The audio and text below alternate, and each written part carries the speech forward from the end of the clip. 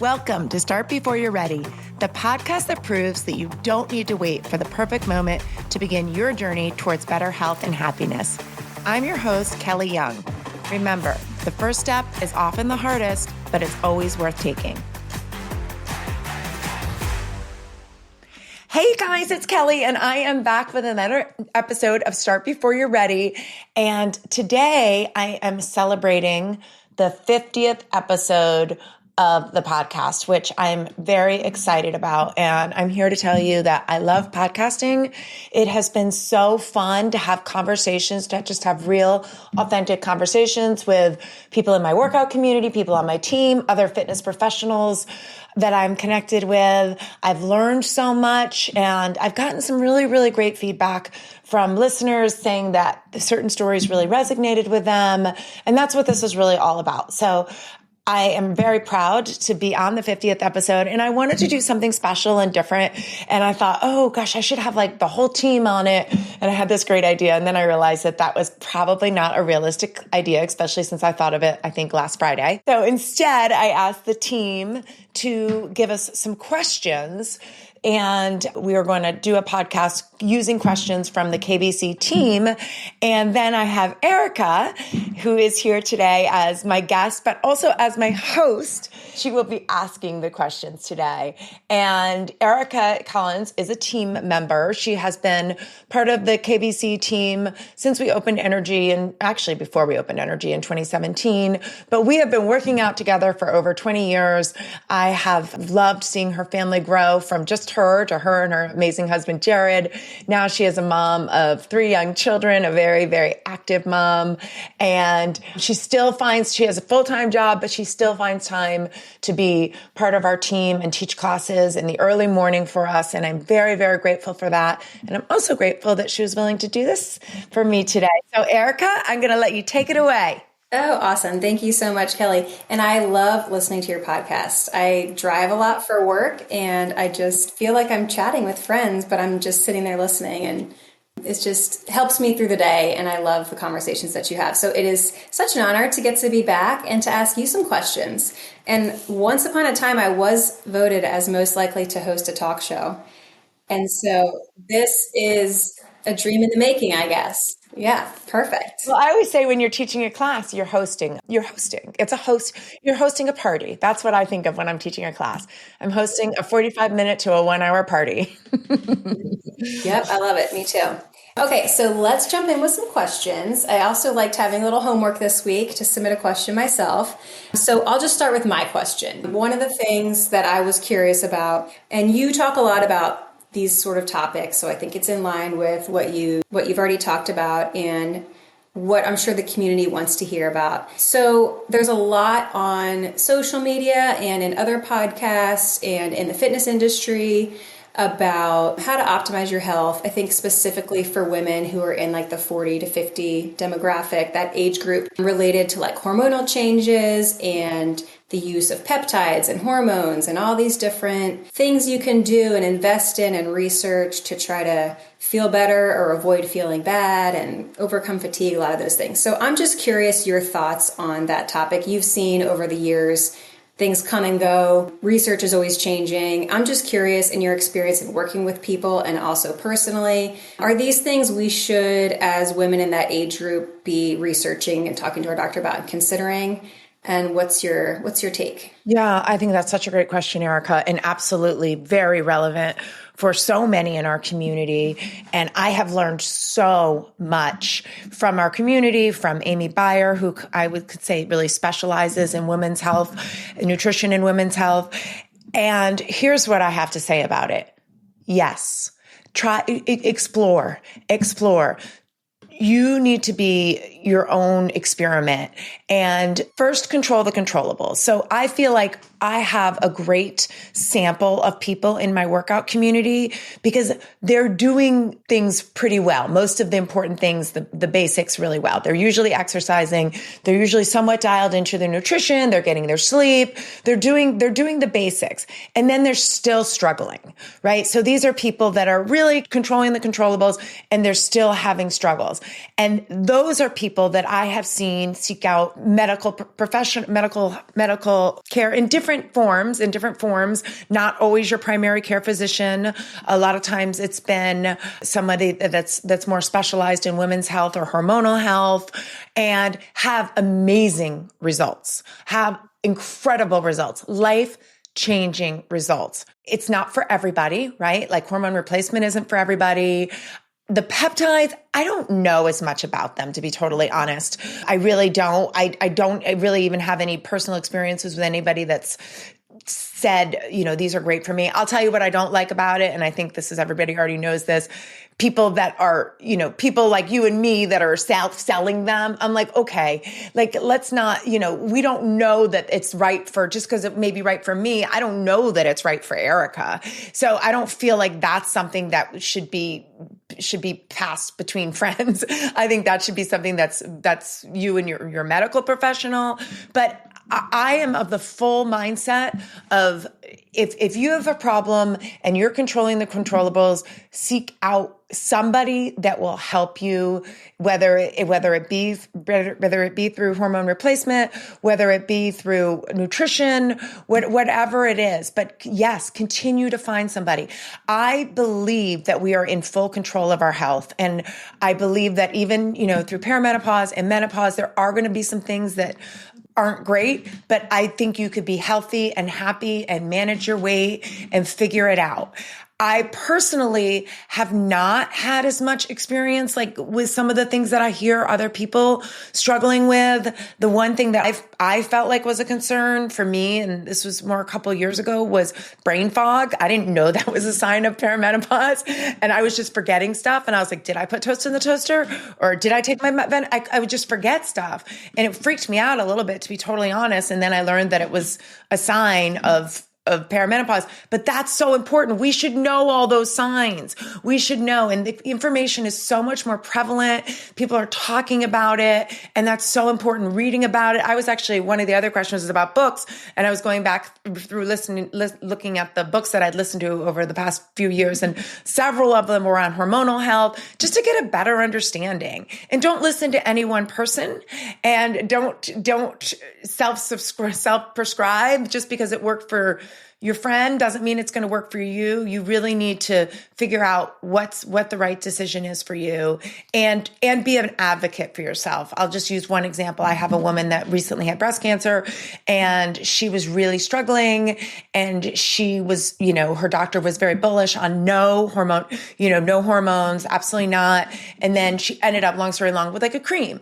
So it was she had to advocate for herself. And I felt like she had like myself and Amy and other people to talk to be like, well, tell them this or tell them this. You have to have information. You can't go into it. You have to know as much as you can going into it, and then present your case, and then find someone that will listen to you. That's really how I feel. Yeah, no, I love that. I think that's great advice. And it actually reminds me of the episode when you had Chris Arbor on, and he talked about how he has tried various things over the years when he's heard about, this supplement helps with this. And so, kind of experimenting a little bit within, safe bounds. So that's really helpful to hear about. I asked my class on Tuesday at 6 a.m. if they had any questions. I jokingly said I had homework and I needed help with the assignment.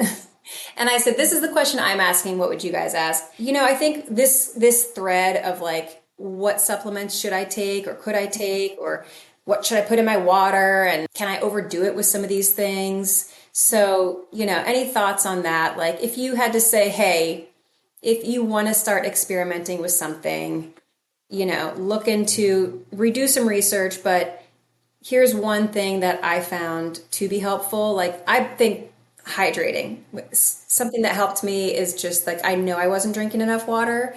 And unless it's really hot out and I'm drinking a really ice cold water, like I just don't crave water. And so I have to make an effort. And I started adding a tiny splash of coconut water to my water, and it just made it have a flavor, and it didn't add a ton of sugar or calories. And it makes me drink like almost 100 ounces a day, which to me is great. So do you have anything that you would say, hey, if you would like to start with something, if you're a woman in that demographic, try this as just like something to start with? Yeah. So I think the hydration is huge. I also think the sleep is huge. I would dial into your nighttime routine. I think that we're getting into bad habits with scrolling and being on our phones. And I think that can be really disruptive for our mental health and for our sleep. So I would, if I had to say one thing, I would say to really create a nighttime routine for yourself that winds you down, that feels relaxing, that allows you to have a good night's sleep. I don't know if people connect their night's sleep enough to their few hours before. I'd say 3 hours before. I think everything makes a difference leading up to your night's sleep. So that would probably be, if I had to say one thing to really, and I hear a lot of my students talk about sleep. I mean, all the time. I always ask them, what's your goal? What's your goal? And they'll say they'll have a sleep related goal.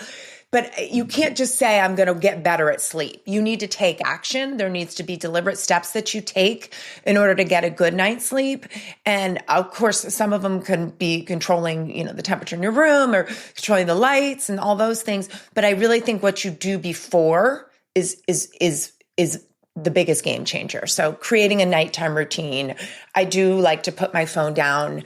I like to put it down by 8:30, but 9 o'clock is non-negotiable in another room, and, be no screens really before then. I usually just check my phone when I put it down. So I'm really trying to be off my phone in the evening. And I think that really helps. Okay, you mentioned Amy. She has great programs. And, something about Amy that I've always been impressed with, and I wish I was more like this, but this is just who she is. She's always a student. She's a constant student. She's a constant teacher. But to be a good teacher, you have to be a good student first.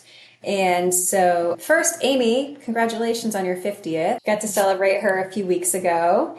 And yes, and she makes 50 look really good. Yeah, she sure does. She makes it look really good. So her question was, she thinks people would enjoy hearing about books that you've read, specifically things that have changed you, inspired you, or made you think differently, thought-provoking books, especially if there's anything new. I think the one she said you sent to her and Jason a few years ago was How Champions Think, and I think she really enjoyed that one. And she said she refers back to it often. So I'm sure other people would enjoy hearing what books maybe are worth the time. I sometimes get paralysis trying to choose a book because there's so many choices out there that then you're like, I won't read because there's too many choices. So what's Kelly reading and what do you suggest? Well, I'm going to start by saying this. Books changed my life. I would say I became a true reader during the pandemic, where I was reading at least one thing at all times. And I have learned so much, and I have found that for me, listening to books that are a little more complicated is much better for how I process information. So I try to do like my more technical books through Audible, and I love Audible. I've actually found out today I've been a member since 2015, which, if you don't know, Audible has a membership where you get a book every month, and you just get credits where if you don't download it that month. But it's a good way to kind of stay on track. I know a lot of people do Kindle and they like to look and listen to their book, but for me, I either have a book on my nightstand, which is a paper book, or I listen to books. That's just what works for me. And a lot of my books are on entrepreneurship or running a business, and I love those kind of books, but they sometimes start to all feel the same. So one of the books that I read most recently, that I'll be totally honest, I started off not loving, and it was a little bit hard to listen to at times, because the book is called Smart Brevity, and it's by Jim Vanderbilt. Or I'm sorry, I think I was saying his name wrong. But why I like this book so much, it talks about writing, and no matter what we do, we write, right? We have to write. We have to communicate, whether it be an email, whether it be a text message, whatever it is. And he basically teaches you how to take a long, uninteresting paragraph or two into a couple of sentences, and how like your first and your last sentence needs to be the most powerful. I really have changed the way I do things now because of listening to that book. And I've found it really, really helpful. I think it would be great for young people too. I don't know that they would love it, but I do think that that would be a great, like, I know Jason's teaching marketing. I can see that being a great book to talk about in his class, just how writing can be more powerful when you use less words.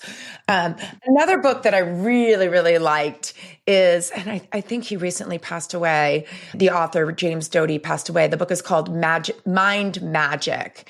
And I believe it's the sequence of Into the Magic Shop, which was also one of my favorite books. I would say, since they both like the champion mindset, and the reason why I sent that to them is I think the author went to UVA, or he talks a lot about UVA, talks a lot about sports. Another book that I just read recently talked about UVA and tech. It was kind of funny. I'm going to try to think of the name of it. But the other books that I highly recommend for people that are team minded or just mindset, these would be books for I think younger people would do really well with these books, would be any John Gordon book. I think every person on the planet should read The Energy Bus. I just think it's a fun, easy read, and the concepts are really great. And I think it's just John Gordon books. I remember one contest I gave everyone a John Gordon book. I don't know if they were as excited about it as I was. He has a lot of books on leadership, but anything that John Gordon writes is simple and I think applicable to anybody, whether it's in team, whether it's in organization, whatever it would be. And then the last one that I'll mention is, I think the reason why I enjoyed it so much, and I screenshotted all my titles, so I'll share it. So if anyone else is interested, but it's a book with Danny Meyer, and he's got several really good books. But this one in particular is called Setting the Table. And he is a restaurateur, and he's owned famous restaurants in New York City, and just talks about service.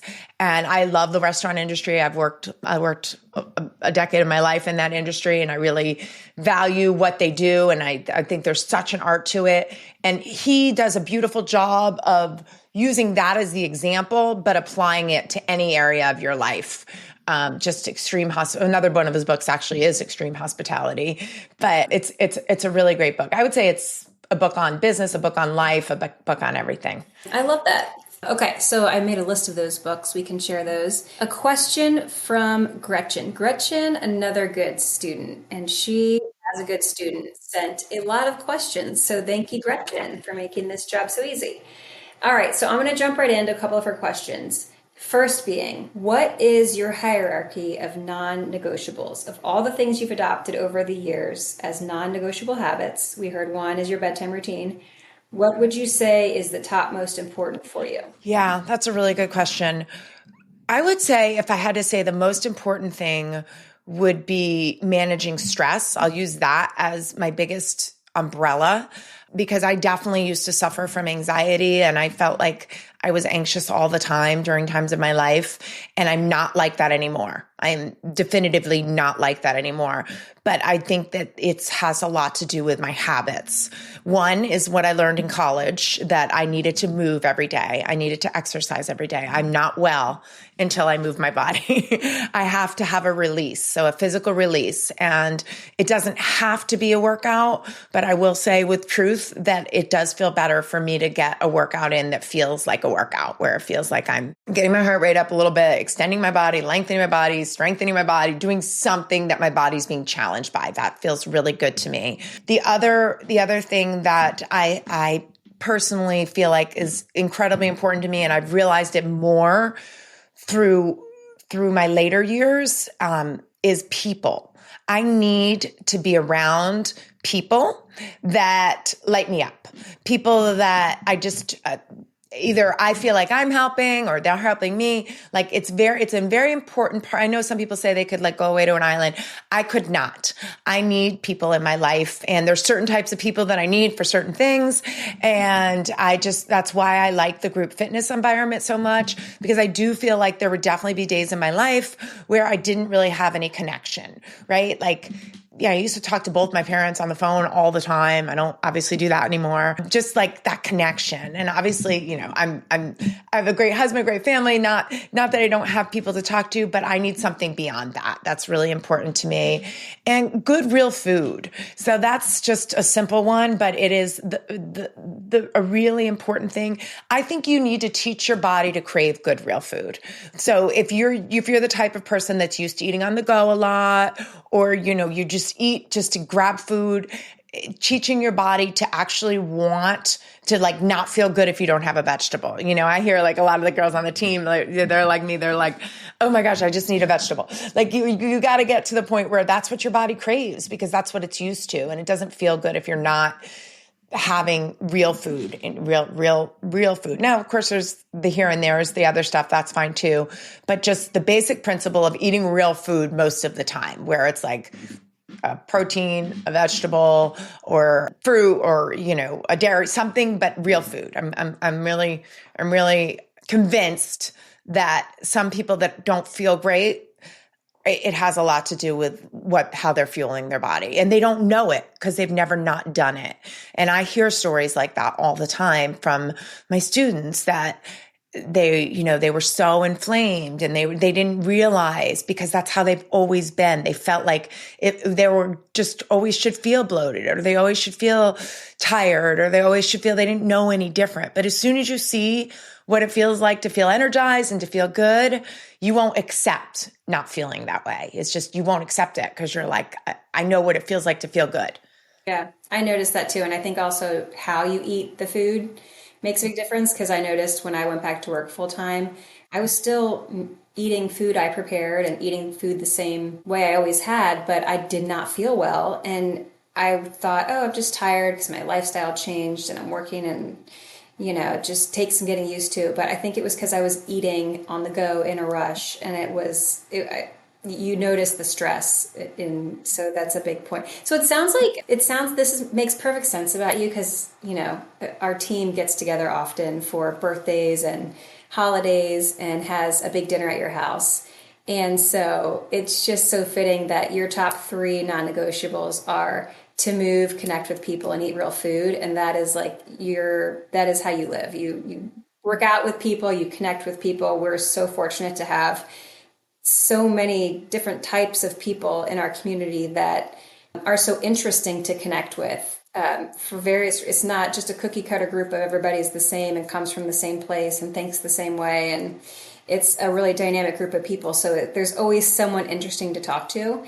And you do a really great job of creating places for us to have movement, and you host the best dinners. So I think that those top 3 make perfect sense. I think everyone would agree. Next question from Gretchen is, what's something from a health and nutrition perspective that you actually still struggle with? This is easy, but I think it's the answer to another question too. I always have to have something sweet after I eat.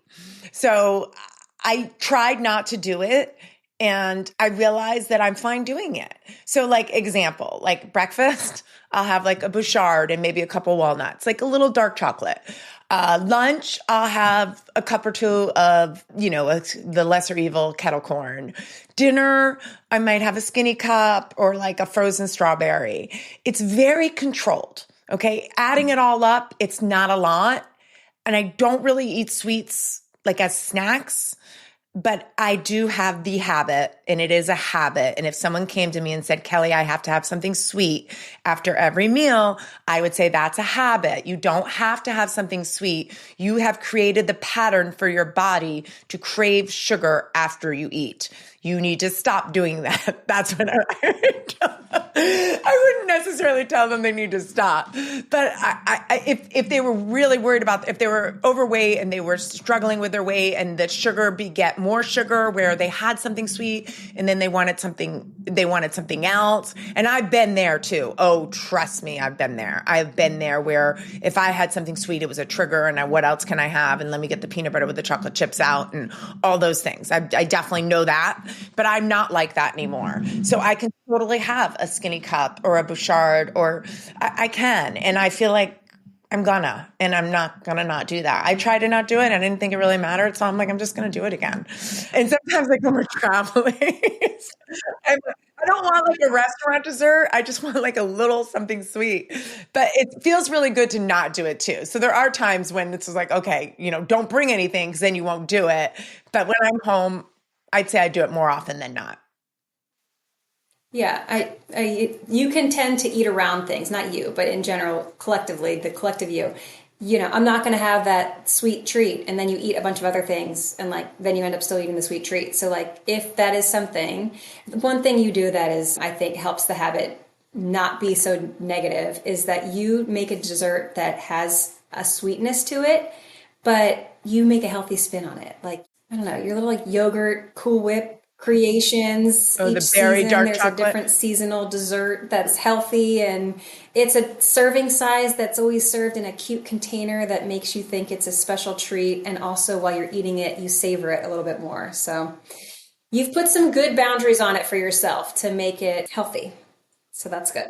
Yeah. Yeah. And that is also something that I talk about a lot with our students is their palate.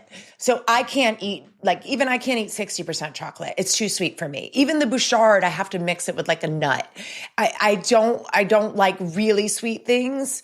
So that is a palate. That is something that came from the discipline of not having really sweet things. So that probably helps with allowing to have a little bit because it isn't too sweet, if that makes sense. Okay, next question. Oh, I like this one a lot, actually. I can't wait to hear your answer to this one. This is a good one, Gretchen. Dang, she's so good. What's the worst advice you've ever gotten? You don't have to name names, but anything that you heard and that you maybe even followed or minded and then look back and you were like, I should not have done that. That wasn't me, or... That's actually a really good question. And I think that the answer that first came to mind, if I'm being totally honest, is probably as a fitness business owner. I try to follow people that are successful and that, have tips and tricks to be the best fitness business owner you can be. And they often say, get out of your studio. Do not teach classes. And I don't want to do that. I'm not doing that. That's why I went into fitness is I love being with the people for their workout experience. And it was really the reason why I did not want to open a studio because for years people were asking me and I really was scared. Scared is the right word because I was like, I love what I do so much. I don't want to not love it anymore. I'm so scared that if I do this will become like stressful and it won't feel the way it feels now. But I did never listen to the advice. I never took myself off the schedule. I continued to teach the classes that I love to teach. And it's what lights me up. If you told me right now, Kelly, no more podcasts, Kelly, no more energy, Kelly, no, I would still find a parking lot and people that would work out with me outside or whatever it is. That's what lights me up the most is doing fitness with other people, helping other people fall in love with the process of becoming fit, seeing the energy that changes in the room. Energy is really important to me. And I do believe that people walk in carrying a lot. I can feel it. I can feel things that people are carrying. And I feel it going out. I feel it going out into the air. And I'm like, you can't tell me I'm not doing this because this is what I'm supposed to do, right? This is what I'm supposed to do. I have a gift in loving this and being passionate about it, even though I've done it for so long. And you're not taking that away from me. Sorry. I love that. Glad you didn't listen to that advice because I think we would all agree that would not be good. We all love your classes. And clearly this is what you were built for. So you mentioned, feeling things from students and feeling people's energy, and kind of leads into this next question, which is any lessons that you've learned from students specifically, like maybe a couple of lessons that students have taught you that maybe you didn't expect? Yeah, so many. I have learned so much from my students. And I think this goes back to like even being young. We could say this to our kids, but have a voice, be a squeaky wheel.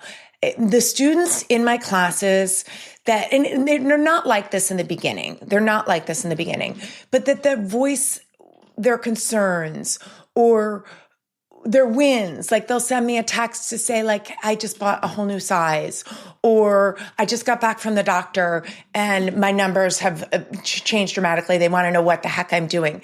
Like taking that moment to share it and to celebrate it is so important for future success. And they're not bragging and they're not, even if they post it on their social media, I don't care. It's just taking a minute to celebrate the success and taking a minute to say, I've got students that will reach out to me and just be like, I'm in a funk. Like I'll get a text, I'm in a funk. I'm like, okay, let's go. Like, and then it's like, we just start to talk and, maybe we go for a walk or whatever it is.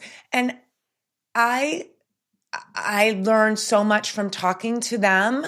I think real people are the best data in the world, right? Like you can read all the books you want and you can listen to the studies and the research and all that, but real people, hearing stories from real people, that's how I learn. And I just think that really being able to communicate that you're struggling. I actually said this to the YMSL moms the other day, and I felt like a light bulb went off in the room because I asked them, they were asking me some questions, and this one woman just was really distinct in how she said it. She's like, I just hate to work out. And I'm like, that's awesome. I'm so glad you just said that. Because when you start with something like that, now we can help you, right? We know what's really going on.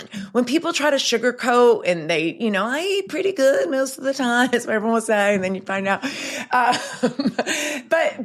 When they're honest with whoever's trying to help them and they're honest with themselves, the world is their oyster. There's nothing we can't do. We can figure it out.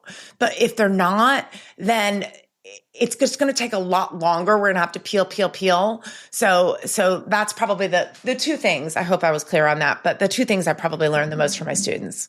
But I could have a whole podcast on that. That's such a good question, Gretchen. Those are great. That's great. And I agree. As a teacher, when you can just show up and teach, and then I struggle with that at 5:15 because I haven't had a cup of coffee. It's just everyone's a little sleepy, and people who work out at 5:15, they're doing it because they need to be home so that by 6:15 they can be in the shower and on to the next thing and taking care of others. And I sometimes notice I don't know those people as much because of that feeling.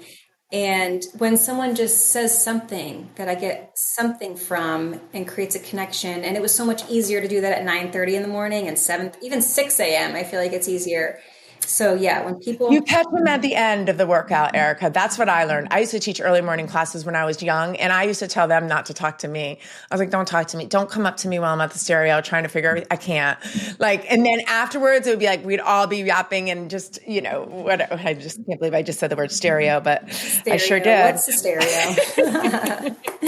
Oh man, that's great. Yeah, I agree. And connecting with people and hearing their feedback gives you something to go on, and it makes it more real and tangible, and then you feel invested in it. And when people share their successes, even better. I mean, that's your currency. That's your currency in fitness. And if you're a people person, that's your currency, Gretchen says, Kelly, you're such an authentic, open book.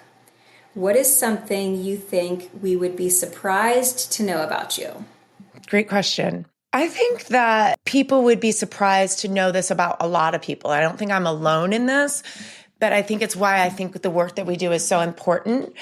I feel very blessed in that I have family and friends from childhood that could tell them anything, and they're just dear, dear friends, and my team. And there's so many people in my life that I feel so close and truly connected to.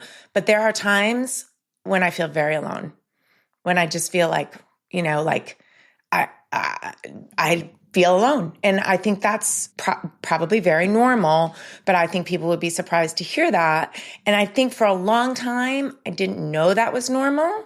I thought maybe that, I don't know. I thought maybe something was wrong because I would say to I talk to myself all the time. I'd be like, Kelly, you have but it would just be like certain things because you do some things you just need to carry for a while before you can put it out there or you can get help with it.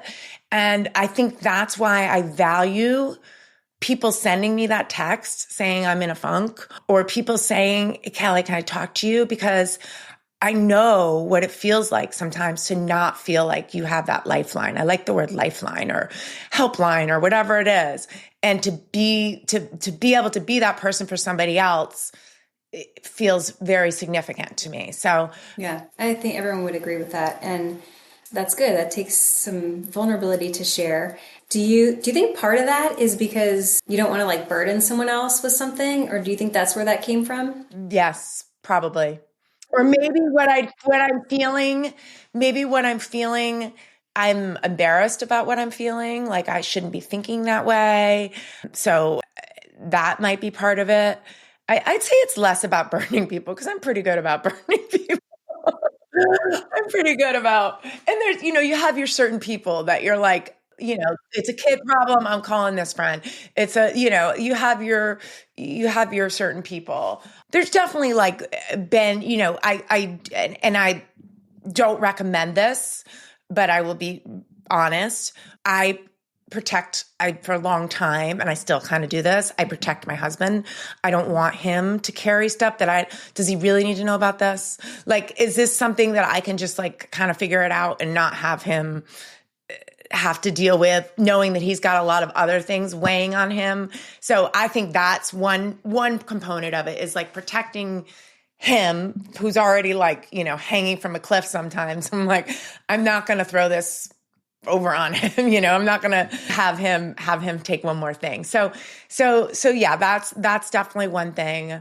I try to be strategic with the problems that I go to him with. Because if he can solve it, it's going to make him happy. But if it's just like, I'm just going to, then no, that's not for him right now. All right, next question. Okay, so that person who texted you and said, "Hey, Kelly, I'm in a rut." What is your most effective get out of a rut strategy when you just don't feel like it? That's a great question. And I think control the controllables are really where I always start. I always go back to your habits. That's when people fall off their habits, is when they're in a funk. They stop doing the things that they know make a difference. They stop exercising. They stop having structured meal times. They stop doing, and we have to pull those back in, because that's your foundation.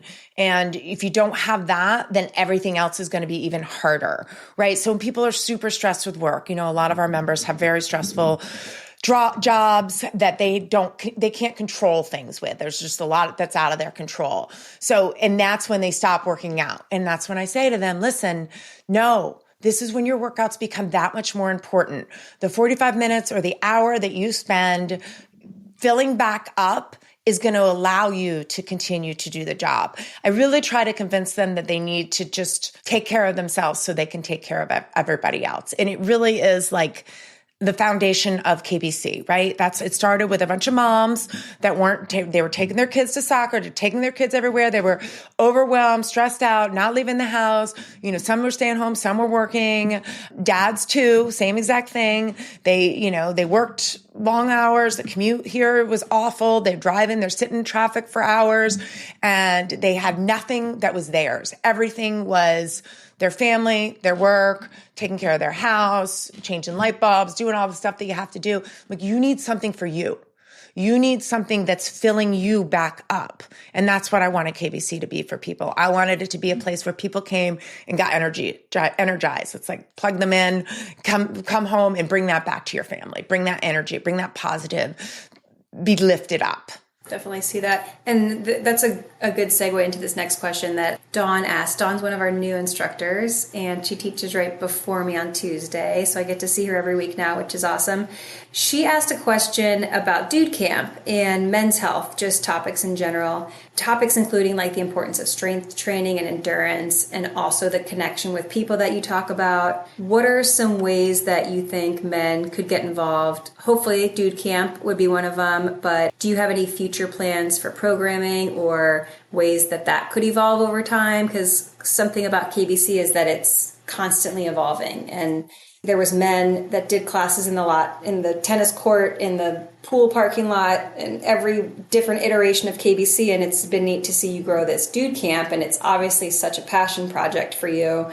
And Bob's interview with you the other week was so fun to listen to, his take on it. So I'm curious, and Dawn's curious, any future thoughts about where that could go or how to get people more involved? Well, I think in general, we're in a really good spot with men's health, because men like data. they like numbers.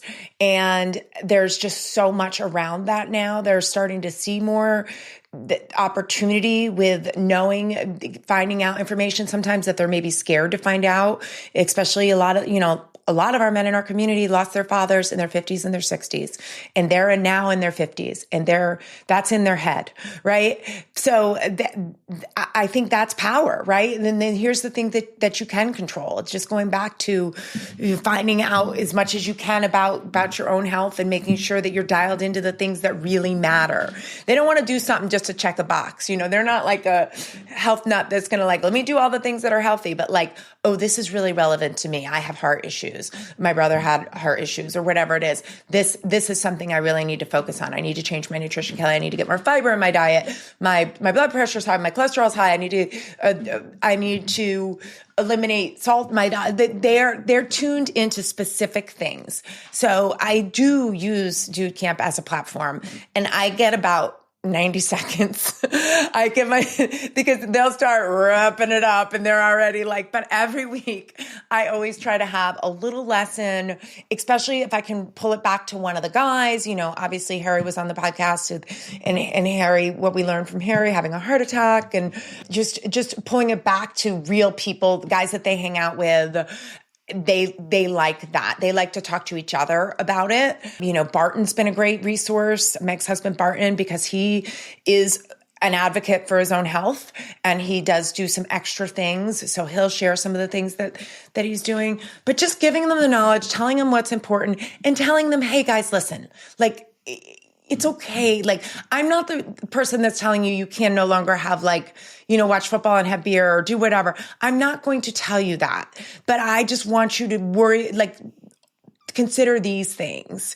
And movement's number one, because it checks so many boxes. When they exercise, it relieves stress. The sweat, our guys, they sweat a lot. You could see the stress relief, and they also get the connection.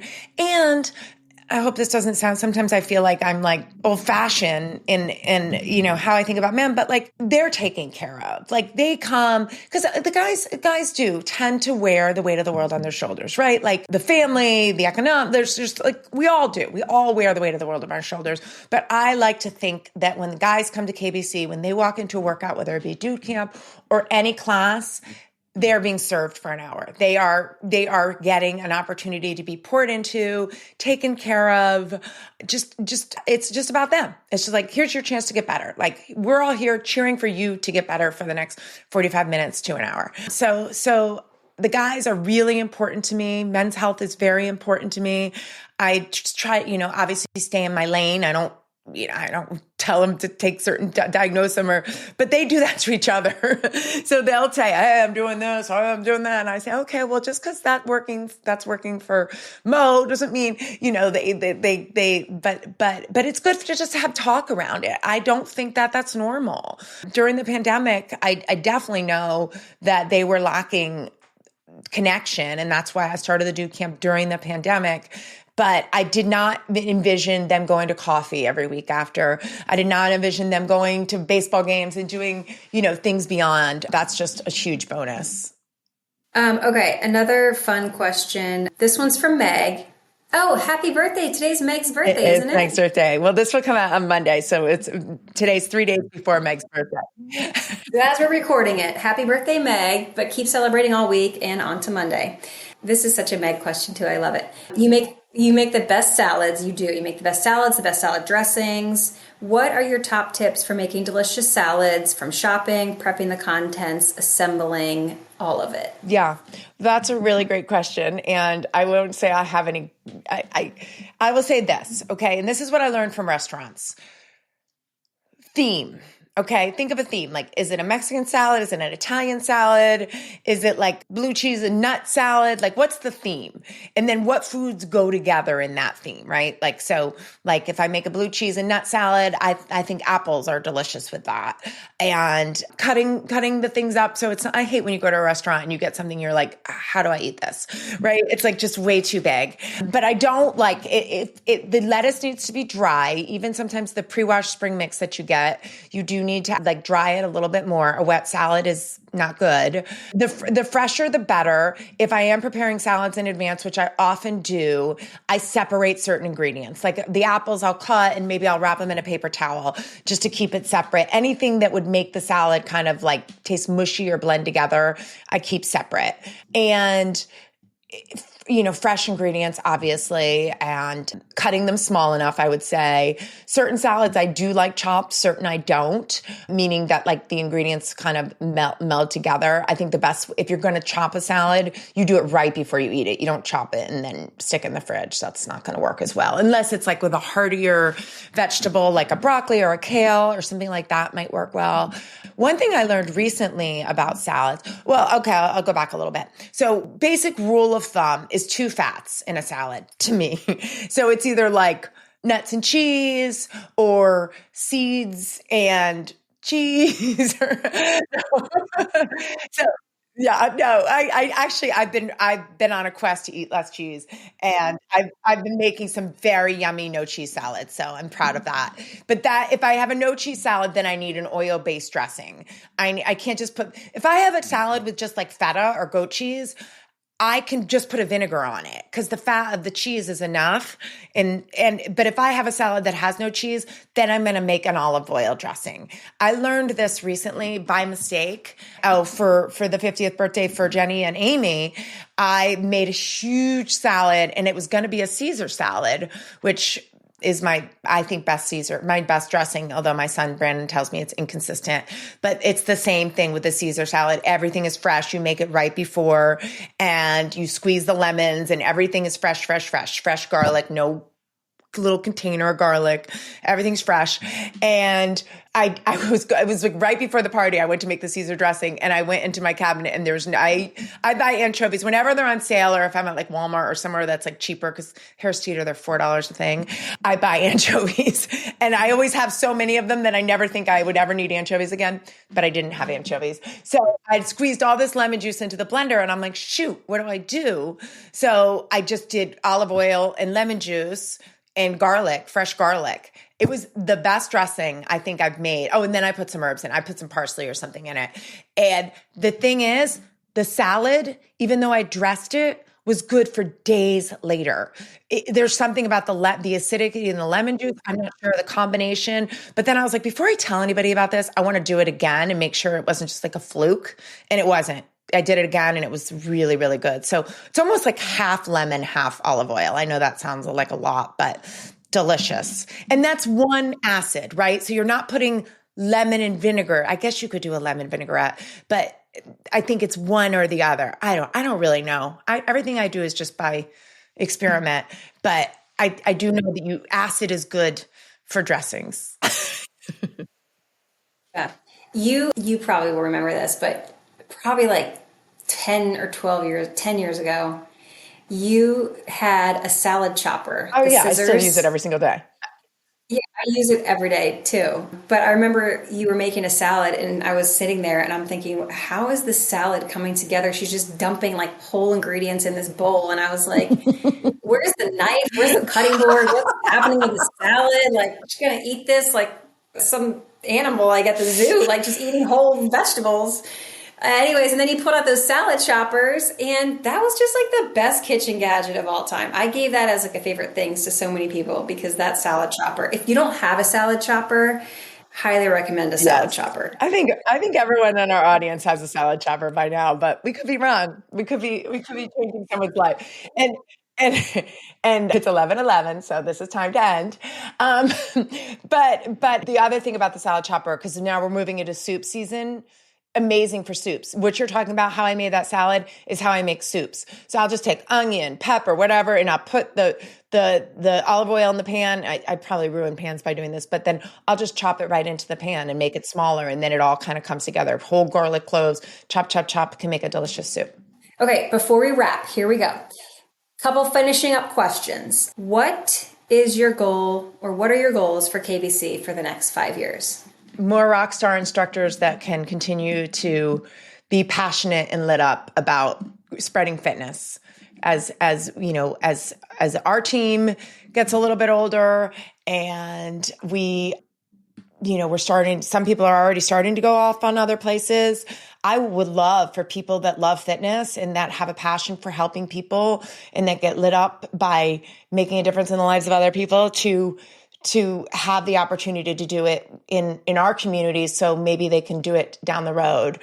The other thing that is going to come to me, it's coming to me in little places, is younger people. I want to help them. There's just so much that they have to manage and navigate. And I feel like I definitely have like the ability to help be a mentor or direct them. And that's something that I feel like it's very typical. You get into your 50s, it's like you want to then kind of give back to other people. And I feel like that's something that I've definitely been called to do, and I plan on doing it. Last questions, Kelly. Last question.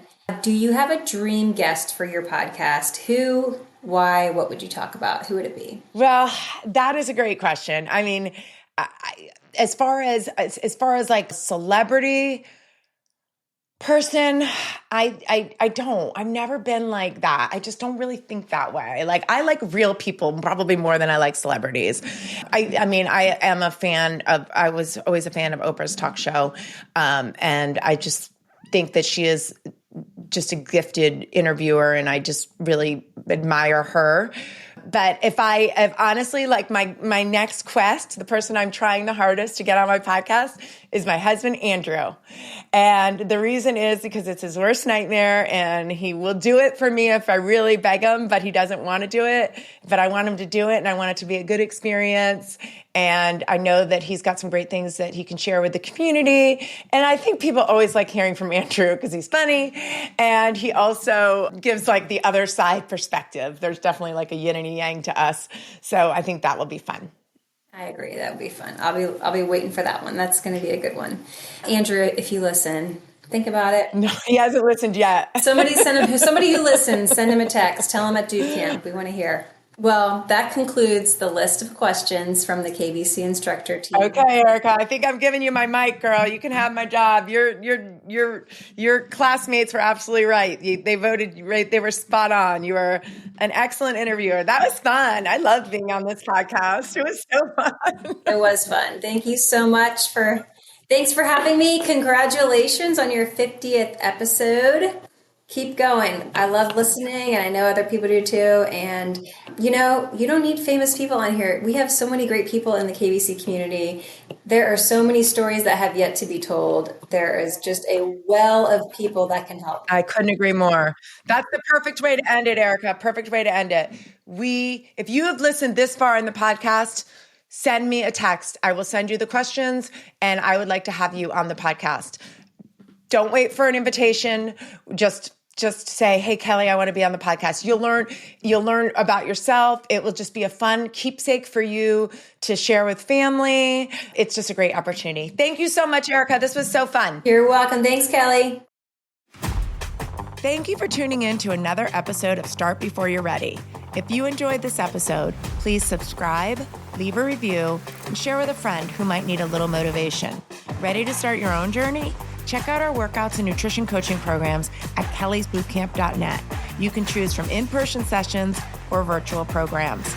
Set up a complimentary coaching session to get started.